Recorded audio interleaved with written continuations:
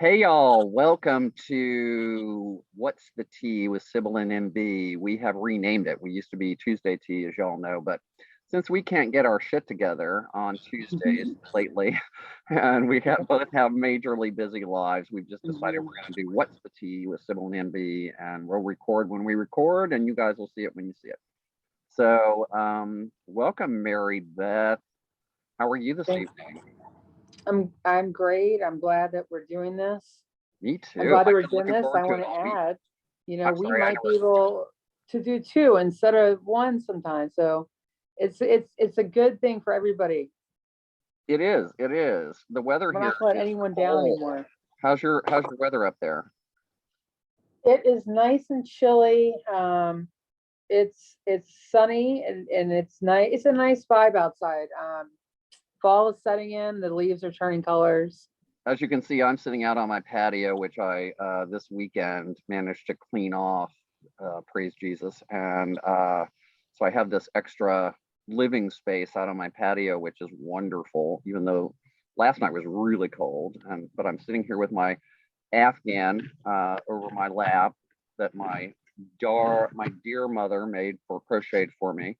I have a bunch of these around my house and some ponchos and a sarapa that she made me that I wore when I wore boy garb or kin garb a lot, but people looked at me like I had 12 heads. And now they look at me like I have 12 heads anyway, but at least now I'm, generally in Barbie garb these days. So it suits. And so they make me happy. I'm going to be happy to wear those this fall. I'm loving that background. I mean, it's nice. Like this is our first time that one of us are outside during our What's the Tea, right? That's right, exactly. So hopefully I can have a few more of these evenings this season and into the spring as we go. Probably not this winter, but we'll see. Winters in North Carolina are usually a little milder than they are in Maryland. So it's one of the reasons I like North Carolina better than I liked Maryland, although Maryland is still home to me for many, many years. And I love Maryland, especially the crab Oh cakes. my God. Crab cakes I miss a lot, but there are a couple of good places down here to get crab cakes. So when you come to visit, Mary Beth, I will get you a Maryland style crab cake. I'll take you to the best places. So for sure. Did you hear that our crabs made it over to Spain and no, some European countries? Yes, apparently some fell off a ship that was going somewhere else with it, and then they started taking over the other kind of crabs, and they were stronger, and they're mad. Maryland, go Maryland. Yeah, but they don't appreciate it like I thought. They don't like it. They're like, hey, they killed all of our seafood. Well, but I'm like, hey, you guys don't know it yet. You're gonna love this shit. They're gonna really love it. They're gonna embrace it because once they have a Maryland crab cake, it's just gonna be. We got to start shipping them some Old Bay so it can all make sense. Oh, see, that's what they need. That's all they're missing is some good Old Bay. Wouldn't it? But that's the key to international peace on this whole matter, this whole mistake. I love it. I love it.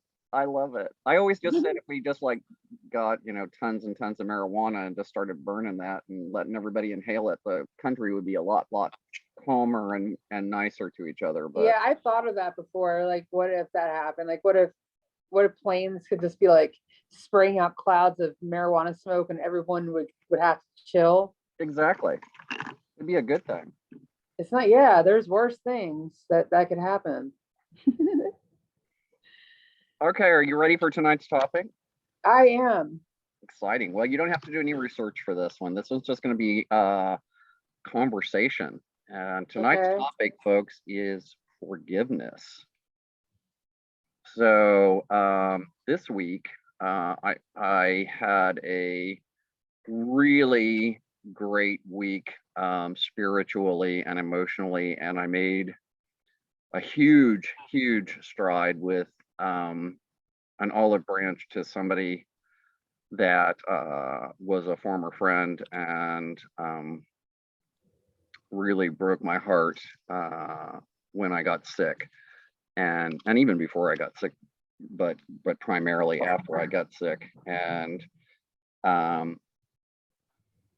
I ran into her at her office. I had to pick up a package that had been sent to me there by mistake. And so I went in to pick it up and didn't expect to run into her at all. But you know, I dressed to the nines.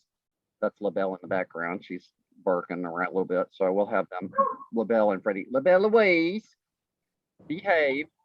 And so I dressed to the nines. I looked like I was running for Congress. It was pretty funny. And when I pulled into the driveway, the vehicle that I had known her to have, she doesn't have anymore. And so she was back on her old vehicle, which it didn't even dawn on me when I saw that, because I just assumed that was the receptionist's truck. And so I went in and ferme la bouche, teaching the dog French. And when I got in, of course, the receptionist wasn't there, and this person came out of her office not even expecting me. And so, given how our relationship had been in the past, I'm sure she was kind of wondering what the hell I was there for and what was going to happen, because we're in this space alone. And for all she knew, I was coming in with a gun to, you know, to shoot her or something, you know, because that's how tense our relationship has been. Oh, wow. The last 8 or 9 months. Frederick, enough. They just got to be famous. They really do. So when I stepped in and, you know, she came out of her office and you could feel just the tension in the air was so thick. And so I told her why I was there, and she didn't know, like I said, she didn't know I was coming in, so she didn't know where the package was, and we had to kind of look for that. But once we found it, we started to just have, you know, idle chit chat and talked about her daughter and stuff like that. And so by the time I left, all of the anger and disappointment and sadness just kind of evaporated off of my soul. And I actually felt inspired to hug her, which I didn't do. That might have been a little bit of too much of a push for both of us that day. But leaving, I felt so good about how it felt to just have that moment of forgiveness, and a little spark of hope that maybe there's a chance, you know, not today probably, but a chance in the coming months of us possibly at least being able to spend some time together and be cordial or whatever, and maybe at some point redevelop a friendship that's based in a good space, the good headspace I'm in now, that I'm not a drunk and not as angry at the entire freaking world as I was a year ago when I wanted to die. I hated everybody and everything that came into my path because I was so miserable. So we'll see. And so I wanted to talk a little bit about forgiveness. What are your thoughts on forgiveness? Well, I think that it says a lot that there have been people with family members, you know, their son, their daughter, their parents been murdered. Yeah. And at the end of the day, they want to forgive these killers that are in prison. Yeah. And that have expressed remorse. They feel like they need to continue living, right? So I feel like forgiveness is absolutely something that, you know, the more we can do it, the better we can do it. The just, you know, more of an advantage for us, right? I mean, I need to do it more often myself. I think it's really admirable, right, that you're moving towards something, you know, and you're not rushing it and you're just kind of letting it go where it should. Right, exactly. I mean, I'm not going to push the agenda, so to speak, on her or myself right now, but I feel like just the possibilities are endless, and it's a wonderful feeling for me. Is there anybody in your life that you feel like you need to make you know, in AA, we talk about making amends. That's one of the big steps, is going back to the people that we've harmed during our addiction, and our active addiction, as opposed to our inactive addiction, where I am now for 407 days. Thank you very much. And yes, I'm very, very proud. Awesome. One day at a time. Mhm. So back to the question, is there anybody in your life that you feel like you want to make amends to, that you haven't? You know, I can't really think of anyone. I think that there's one in the process that I'm gonna have to forgive. But he hasn't really done the big screw up yet. It's coming. And I'm already bracing for this person to like return back to his incarcerated life. And when he's back there, there's gonna have to be a time where I forgive him. He's going back into prison, or he's just to go back to prison again. Okay, that's a shame. So it just says a lot that I've forgiven him in the past, but now it seems like beating a dead horse. You know what I mean? And this is challenging. This part of me says, hey, I should be mad at this person because I need to stay mad because they'll hurt me again if I'm not mad at them, right? Sometimes there's that going on. Right. But in the past, I've tried to apologize when I was wrong to my friends. We had falling out. I'm not really at odds with anyone at the moment, but I'm sure there's some people, I don't know, I need to think about it. But I don't have any outstanding beefs, actually. I have a lot of thoughts on this, but. Well, it's good that you don't have any of those outstanding beefs. I feel like mine are few. Most of the people that I would say I have a continued beef with, I have forgiven personally, but I don't have any desire or need to make a quote unquote amends to, because they harmed me so much in the process, that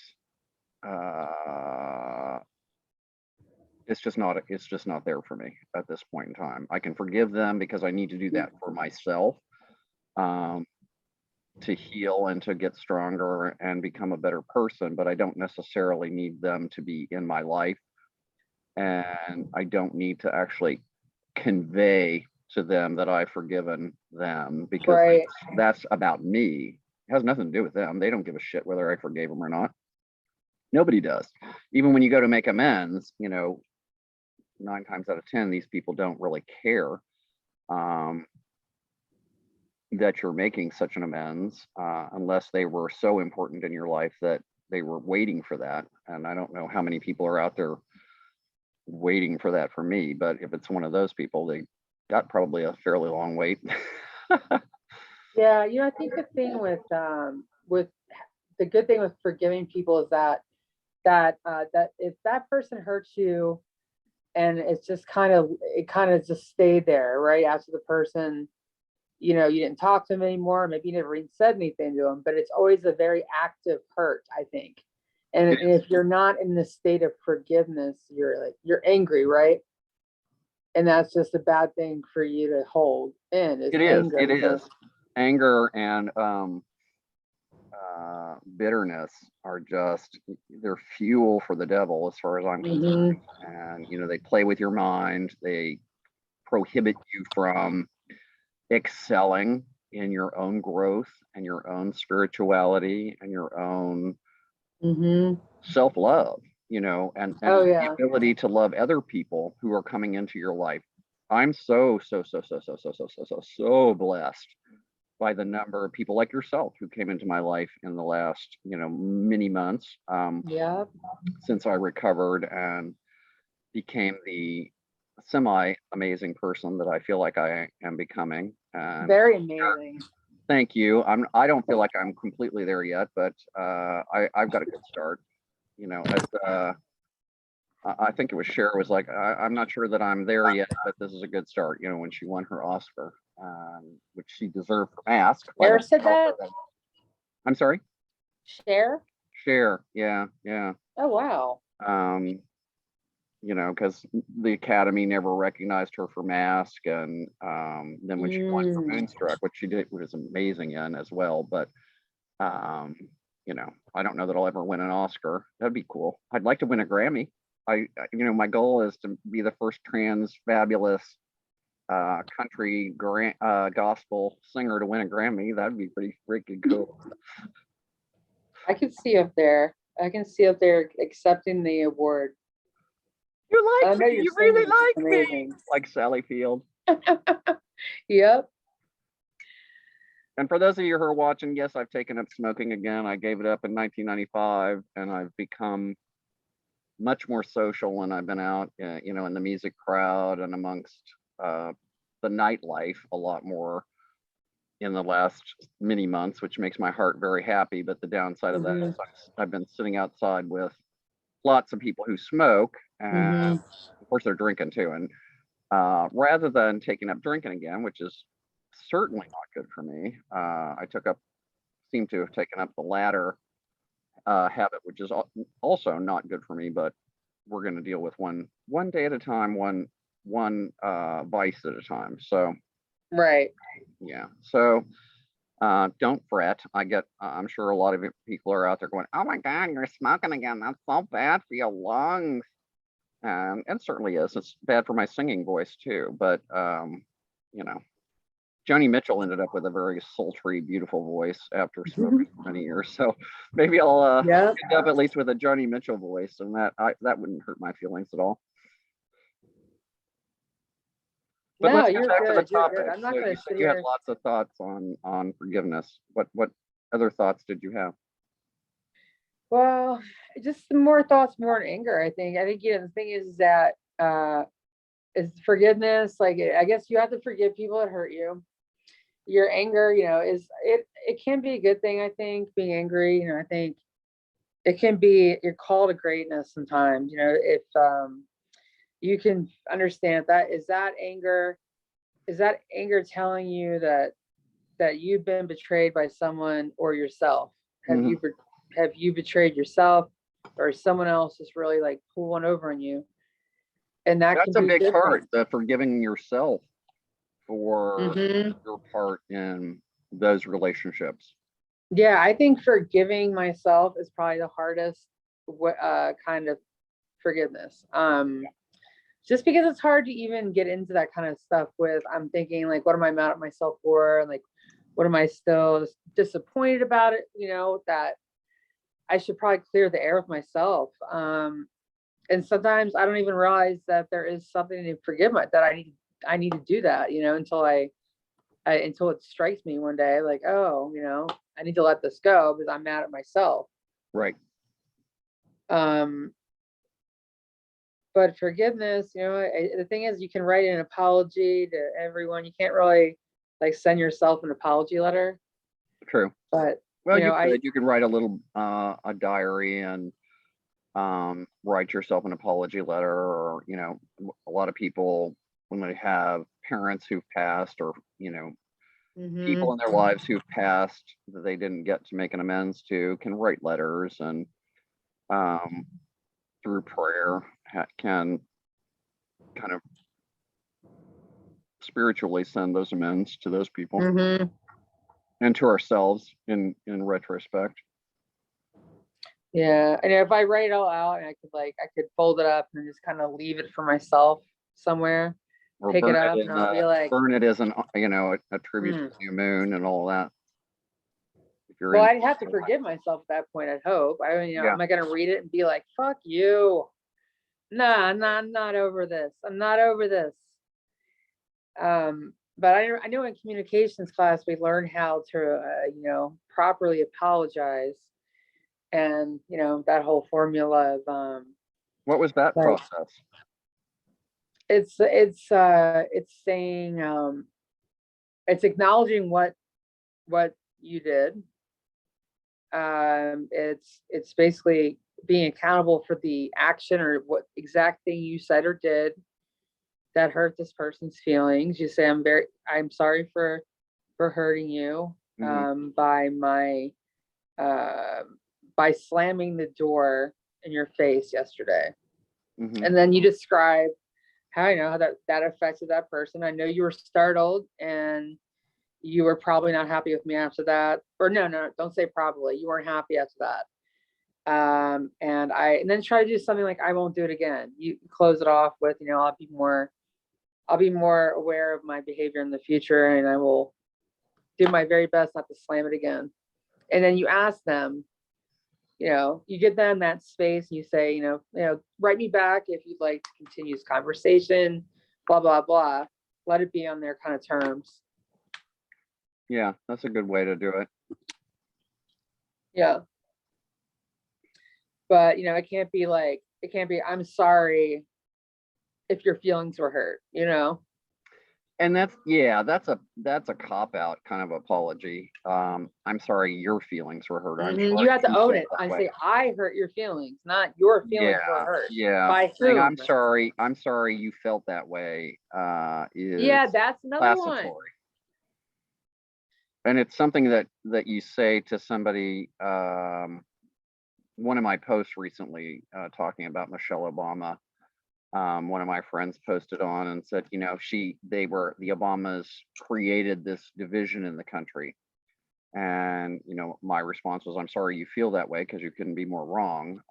What the Obamas did was expose the division in the country and the racism, the extraordinary racism and homophobia and transphobia that already existed in this country, the white supremacy that was always under the current. But, those folks had been sort of shamed, I guess, into by the rest of us into only talking about that amongst their safe friends who shared their points of view. Whereas now, with the former president of the United States, who encouraged and fueled all of that anger and hatred and racism and xenophobia, homophobia, and transphobia. That's what happened. It had nothing to do with the Obamas at all. They were genuinely wonderful people, whether you agree with them politically or not. Right.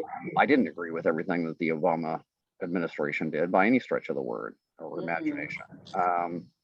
I've told my mother for years that, the Obamas were very much like the old style Republican Party that I was raised in Kansas, that my mother subscribes to, like Dwight Eisenhower, from my great home state of Kansas,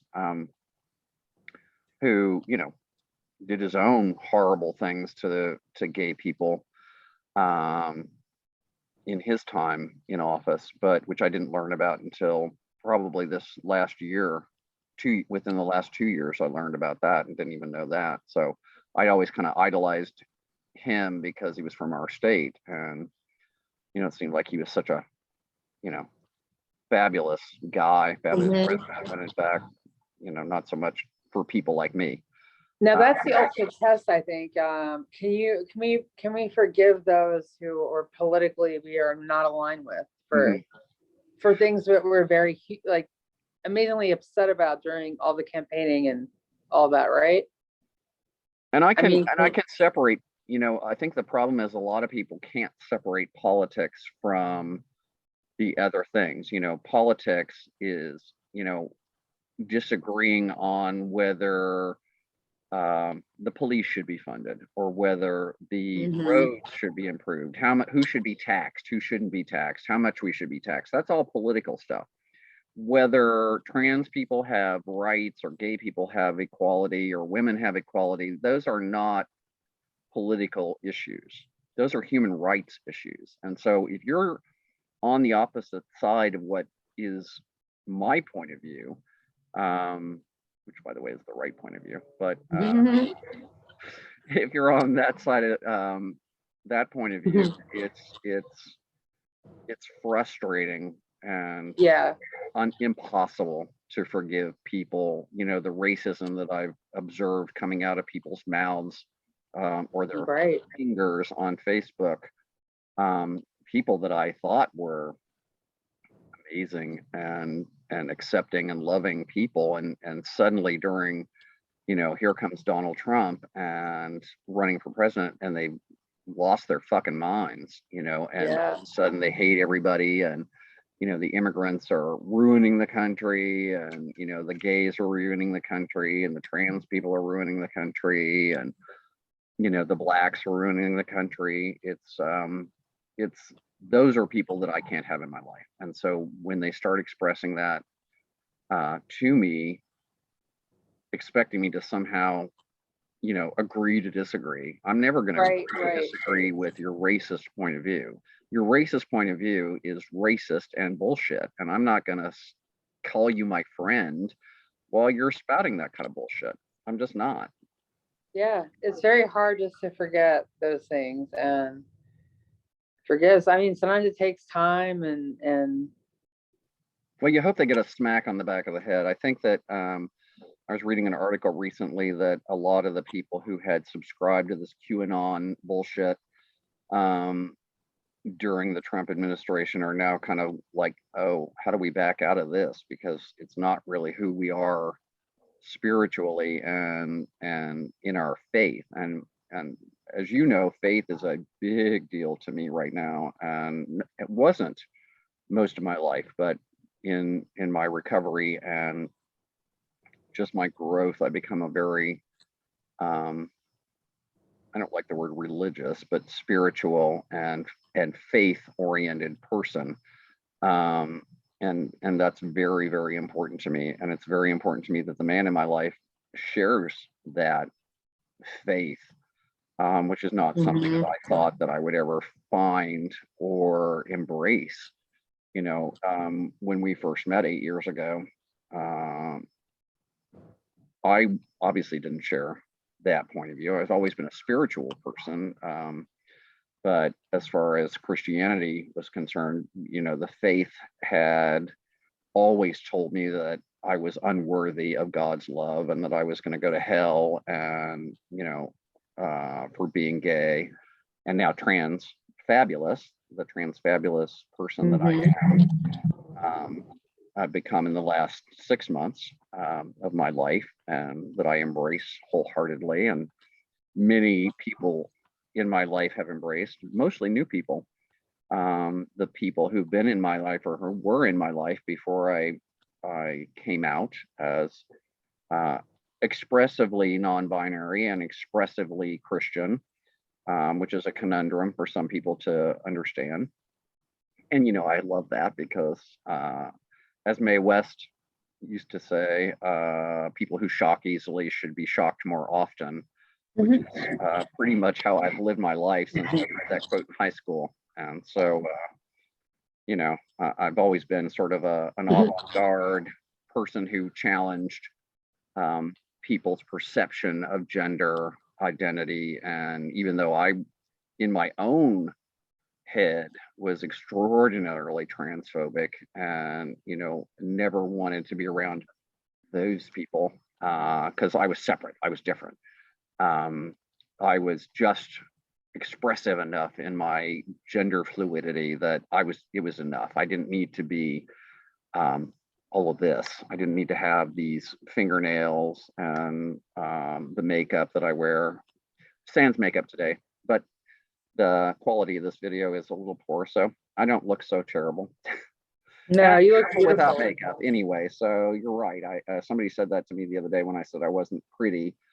I was chastised and said, makeup does not make you pretty, Sybill. It just enhances it. So please stop saying you're not pretty, which is absolutely true. So you have great bone structure. You have all the things working for you. You're beautiful. gosh, Your skin is amazing. Thank you. That just tickles my heart. As you know, you have amazing skin. You and your beautiful Jafra products. We'll throw out Oh my a God. kick to Jafra for a moment. Carol Boyer will be so happy. Jafra is just one of the best. I think Jafra, I think Jafra practically sponsors, tea here. It does. It does. Great and I beauty can't believe products. I didn't even hear about Jafra until like a month ago.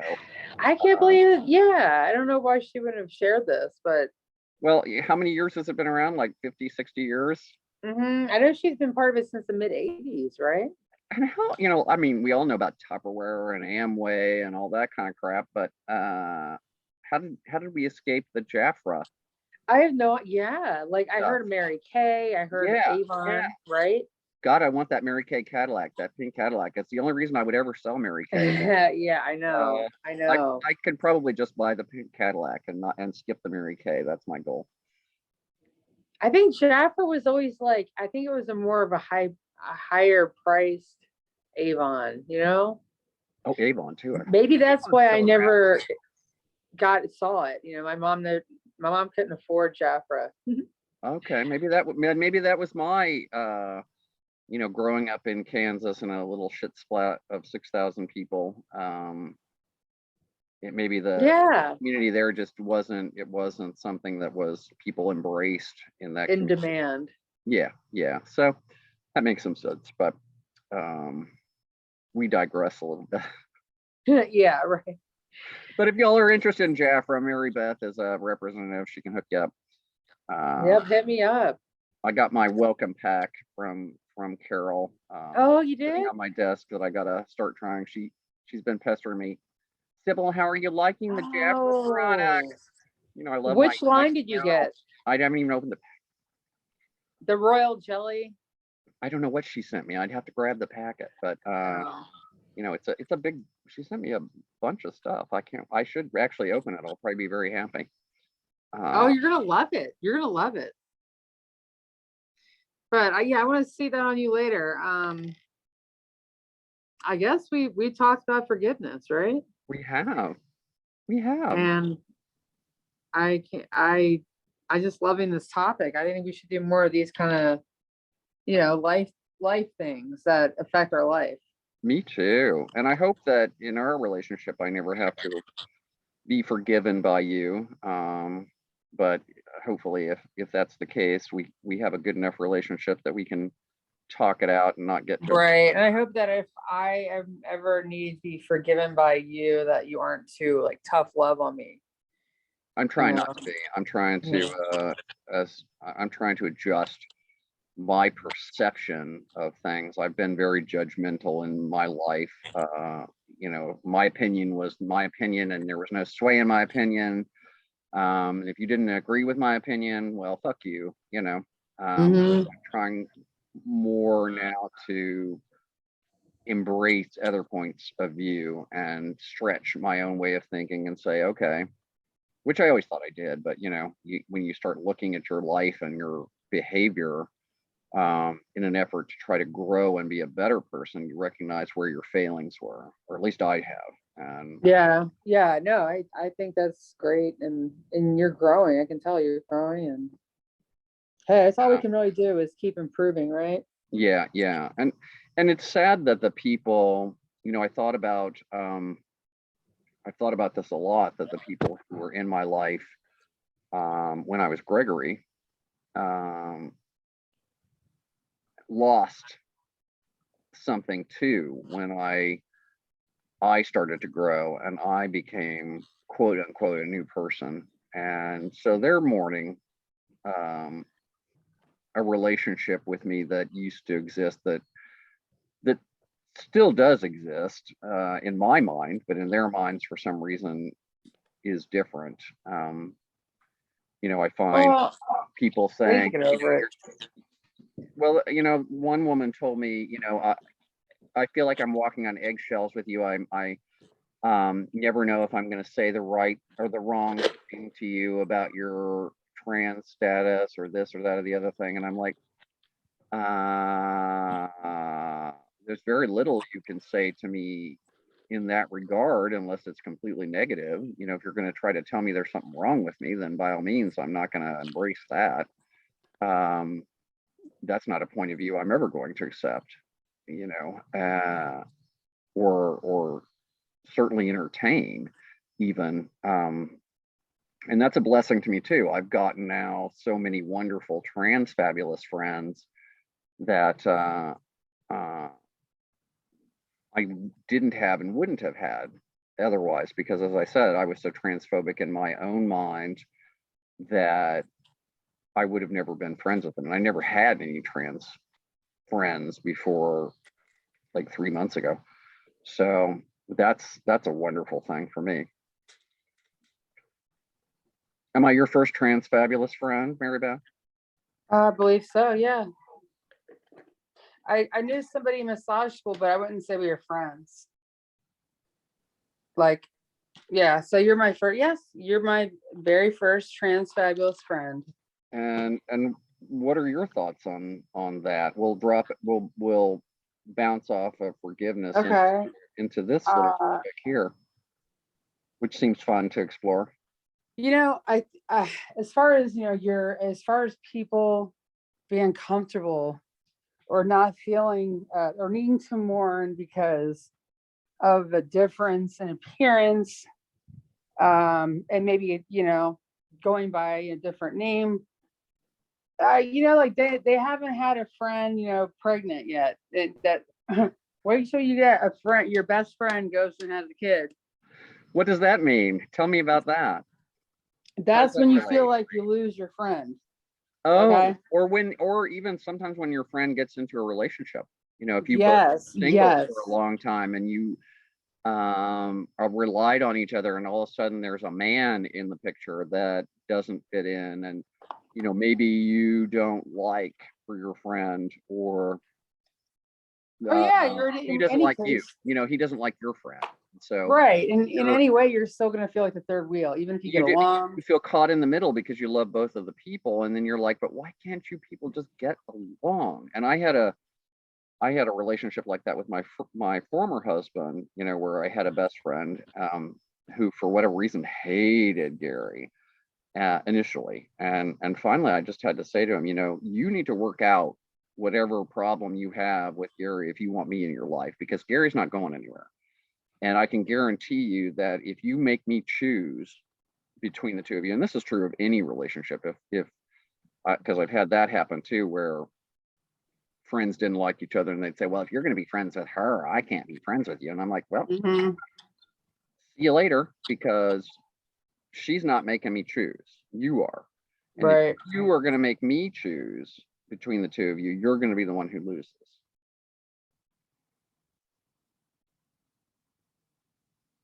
It's as simple as that. You know, it just depends. I mean, if you're a friend that's really demanding, it just depends on, I don't know, sometimes I could see myself maybe I would try my darndest not to have to choose. Yeah. And that's, yeah, you do that. I mean, I did that with them, you know, because I wanted to have both relationships, but there's a point where it comes to where you just can't. And yeah, like people when they get divorced. Yeah, exactly. Fighting over the kids basically is what it feels like. Right. You know, who wants to do, I can't, I'm glad I've never been in that position. And Gary and I separated amicably. I still love him, you know, with a large portion of my heart. I wouldn't say all my heart now, because that's the largest portion of my heart is reserved for somebody else right now, whose name I'm not going to say. You know who he is, but the masses don't get to share that. No, they certainly don't. That's my little sanctuary, and my relationship with him is very, very private to me. So only a select few people in my life are privy to his identity and my relationship with him. So, and I'm glad you're one of them. You can trust me on that. You can trust me. That. And I appreciate that, you know, you keep your friends in you know, it's kind of secretive a bit from the masses.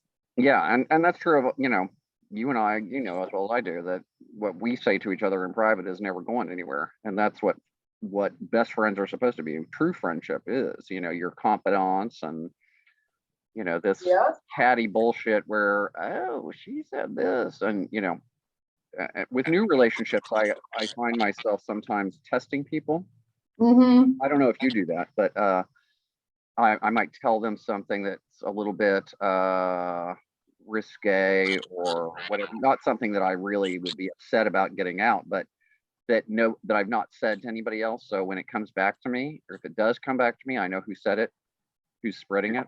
I know my boss does that. I haven't really felt the need to do that for some time. It's only some people, you know, some people are on the fence, And I'm glad that I really recognize those people pretty quickly, fortunately. And I nowadays don't miss the red flags that I used to forgive a lot of those red flags and say, oh, well, I like them so much that I'm just imagining this. And that's not the Hmm. case. It's not the case at Hmm. all. If in my gut, I question somebody's loyalty or somebody's genuine affection for me or love for me, then that There's usually a good reason, you know. there's a good reason, and that's somebody that I tend to move out now pretty quickly because I can't deal with the negativity and the treachery that comes from dealing with those people anymore. That threatens my sobriety. And as I Hmm. told another person this week, if a client, I ended up coming out of my faith a couple of days ago with a very long-term client of mine, who I've been frustrated with for 10 years because she and another former friend of hers own a rental property here in Wilmington together. And they've hated each other the whole time that I've known them, which is about 10 years. And I was in the middle because I managed that particular property for 10 years. And now one is trying to buy out the other so that they don't have to deal with each other, and asked me to Oh wow. represent her in the sale, which I was happy to do. I love them both. And, I'm a born mediator. I'm not a middle child like my friend Allie, who is a fixer. I'm an oldest child, so I don't try to fix things. I try to control everything, which is something I'm struggling with, trying to be better at myself. Are you an only child, Mary Beth?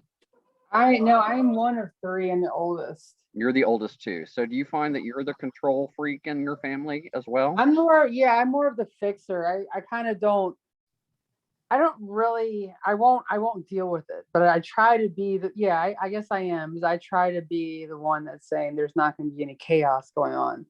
How's the middle child in your relationships, your She's, sibling relationship? she gets freaked out and thinks mom needs to get involved, and Really? she's unsure of herself. And my brother is just a mama's boy. Well, we all are. All boys. I told this woman I met, this couple I met, they separated, but they share a child, that I met a couple of weeks ago at Bottega.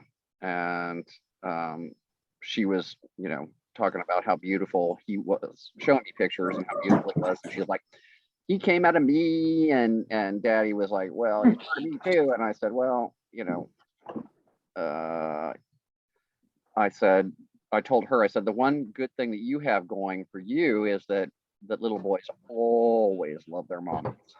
And, Yes. that is never going to change. She said, and she got all excited, and he's like, hey, wait, and I said, no, no, no, no. Daddies produce the sperm. That's all daddies do to produce the sperm. Mommies carry us for 9 months, and we're spiritually and energetically connected to our mommies for life. I can tell you, I can feel my mother's energy from here.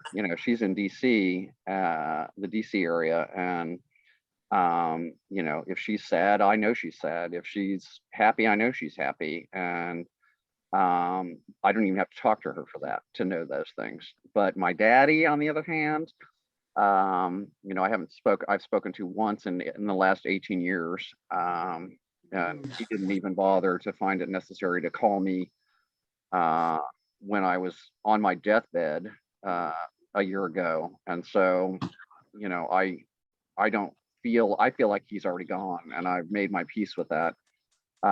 So if I get the call at some point that he's passed, I'm not going to be shocked about that because I've already mourned the loss of him ages ago.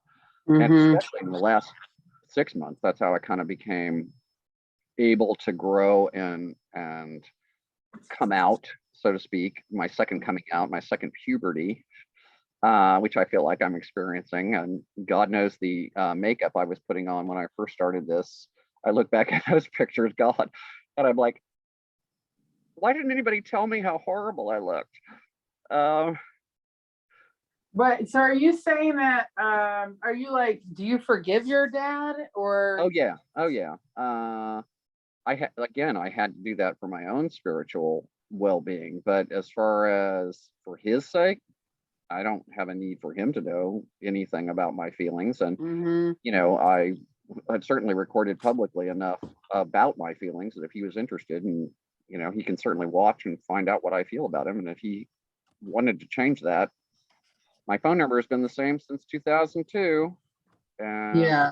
No, I I purposely hope. kept that phone number for that reason for many years, and it's still on my phone. It still operates. People from my former life in DC still have that number, still call me on it. And so, it's not like he's unable to reach me. And plus, you know, Google my name. I'm the most famous Sybill. I'm the only Sybill disorder in the world. So can't not find me if you really want to. No. I'm making my dog something to eat. Oh, I've started cooking for my dogs too, which is kind of fun. Yeah, these dogs. They're very happy about it too. They're like, "Oh, it's supper time. What's Yeah, Daddy making tonight?" yeah. It's not that same old kibble crap they, got for ages and ages. And my poor former dogs had to endure. These dogs are spoiled beyond measure, which is a wonderful thing because I love spoiling the hell out of them. And they spoil me to death too. So, Mm-hmm. my I little feel. babies. And of course, I know I'm in love with your dogs. So I love that. I love your dogs too. I love the howling. I love even their barking is sweet to me. it is. It is. They sing a little song, and I just like them to be quiet when I'm trying to record stuff, especially when I'm recording my vocals. And I'll be halfway through or almost through with the song, and I'll be like, I'm nailing this song, and then all of a sudden I'll get. And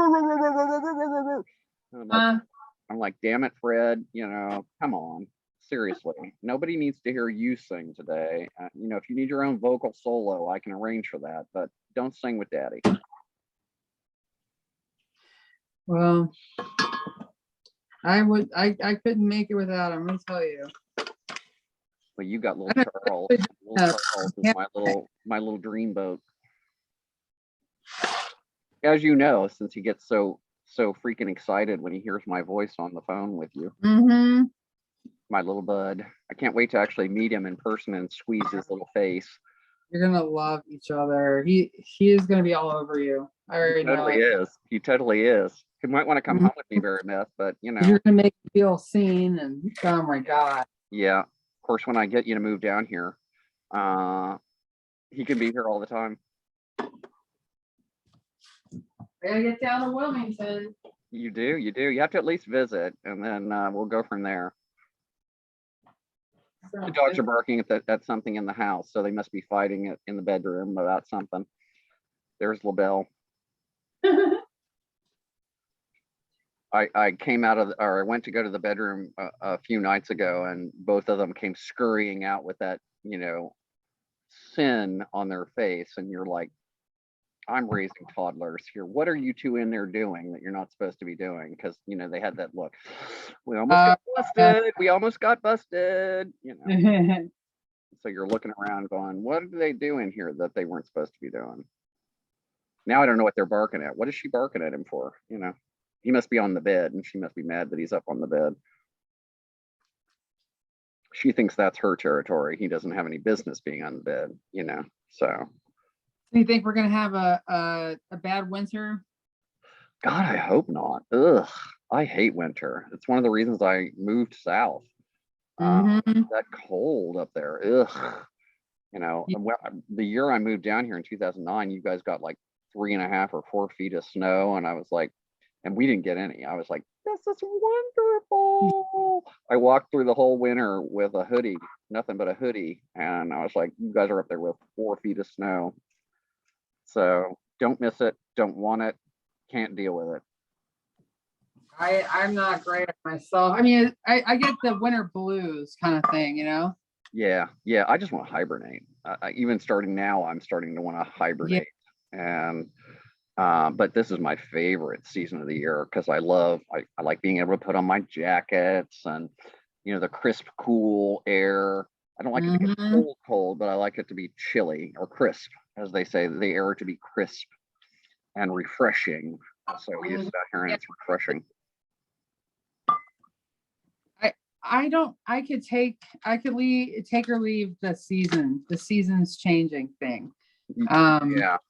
When I did a questionnaire years ago on the internet, and I've never been able to find it since, on the best place to live in the country for me, San Diego popped up for climate, as far as the best climate for my allergies and for temperature and moderate temperatures and things like that. But who can afford to fucking live in San Diego, for God's sake? I love San Diego. I've not been there yet. I need to actually go, and then maybe I'd find a way to afford it if I really loved it. But I'm pretty fond of Wilmington at this point in my life. Now that we Northerners, we carpetbaggers have overtaken the South, and now we outnumber the original Southern Wilmingtonians that have been here, which they don't like, but life's a bitch, isn't it? Yep. And then you die. So somewhere in the middle, you hope that you can make peace with it, and you either like it or you move. I'm sure there are some wonderful places in rural Alabama that would still support the mindset of those folks who miss the old South in Wilmington. Well, I can tell you we have this restaurant down this way called the Colony South, and last year they changed their name to Washington something. I remember the Colony South. I missed that place. Yeah, all of a sudden they did a name change. And you guys have Topolino's up there as well, the Italian place that Gary and I used to go to all the time. We go there at work for events for work. Yeah, I miss it. We always had good food there. Do you eat their buffet? No, we always ordered off I didn't know they had a buffet, or if I did, I've never been a big buffet person. I'm kind of germaphobe in that respect. That people have to eat a lot, right? I'm sorry.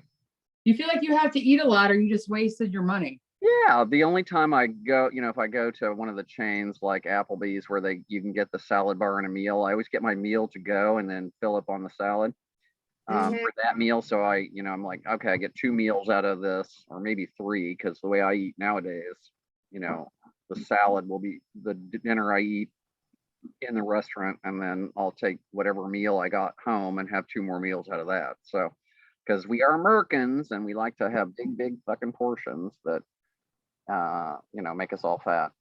So, including me back in the day, in my former life,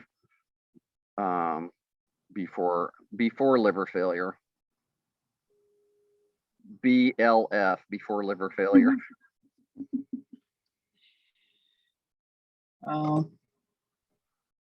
So, well, I think we've talked that out. We probably well exceeded our 30-minute kind of time frame for tonight. And frankly, my diuretics are kicking in and I have to pee. So this is a good point for us to end All right. conversation tonight. Unless you have something profound you want to share with our viewers tonight. No, I just want to say, actually I do. This Sunday is Halloween. Yes, I'm so excited. We're 1 week out from Halloween. And Halloween is, that's all I want to say. like gay Christmas. We get to dress up and be the fabulous people we don't think we can be during the year. Now I've transcended that, so I don't know what I'm going to do for Halloween this year, because in the past I would have dressed up in drag as my costume, but now I don't have to do that. So, well, you know who I want to see you dressed as? Oh God, Cruella DeVille, I'm sure. No, who? Billy Idol. Oh yes, that's right, and that's a good costume for me, because it'll be the gender bending yes. with my blonde hair and whatnot. And I loved Billy Idol as a teenager. Rebel Yell and White Wedding and Yeah, and Moni you're an Moni. I'm amazing gonna sing singer. Moni Moni soon. You're gonna hear that come up on my schmule. Pretty Oh yeah, Yeah, so I'll be singing some Billy Idol for you. Don't worry. I would love that. I think I have a voice that can replicate some Billy Idol music. I think so too. I mean, that's what I'm looking forward to that more than Halloween itself. Oh. Is you singing Billy Idol. Okay, I'll give it. I've been a little fascinated with this for a while now. I'll give it to you. I'll give it to you.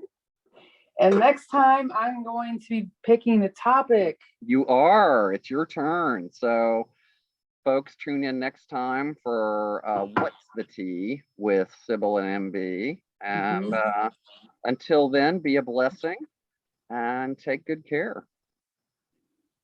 Bye, guys. Bye, guys.